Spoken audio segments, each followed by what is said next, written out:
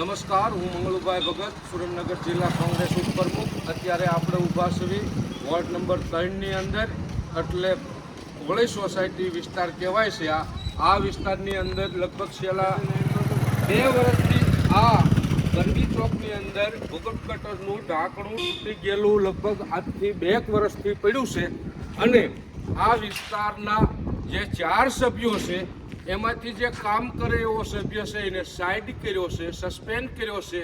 જે હાજીજીજી કરવાવાળા સભ્યો છે એ વહીવટ કરે છે, એટલે એમના સ્વાર્થ સિવાય બીજું કામ કરતા નથી.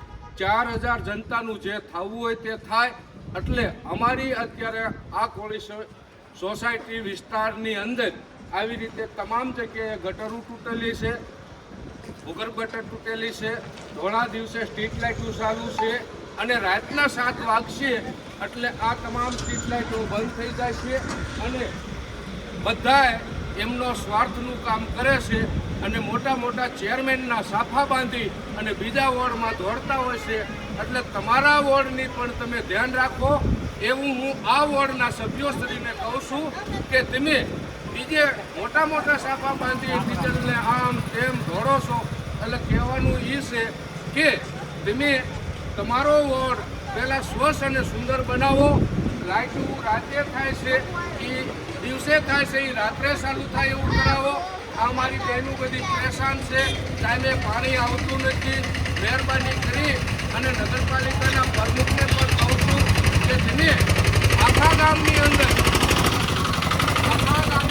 તમે એક વખત તમારું એક્ટિવા લઈને આંટો મારો અને જ્યાં જ્યાં ચોક છે, ચોરાયા છે, ત્યાં તમે એક લોક દરબાર યોજો અને લોક દરબારની અંદર ગામની અંદર શું શું સમસ્યા છે તે તમે પબ્લિક પાસેથી જાણો.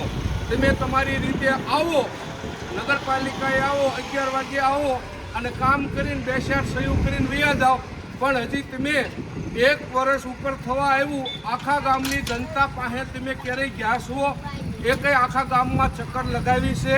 બસ તમારા સ્વાર્થનું કામ હોય એટલે ગમે ત્યાંથી ગમે ત્યારે આવી અને સહયોગ કરી જવાની, ઓફિસે આવી અને રમકડા ઘોડે કામ કરવાનું. તમારે જો એવી કોઈ આ ઢાંકણા તમારી પાસે ન હોય, તમારે ગાંધીનગર કે સુરેન્દ્રનગર કોઈ આગેવાનો પાસે મંજૂરી લેવાની થતી હોય તો મંજૂરી લઈ લ્યો.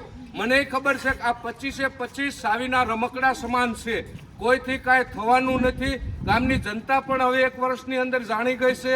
એટલે મહેરબાની કરીને તમારે જે મંજૂરીઓ લેવી હોય લઈ અને ગામના વિકાસમાં ધ્યાન આપો, એવી અમારા ગ્રામજનોની રજૂઆત છે. જય હિન્દ, જય ભારત.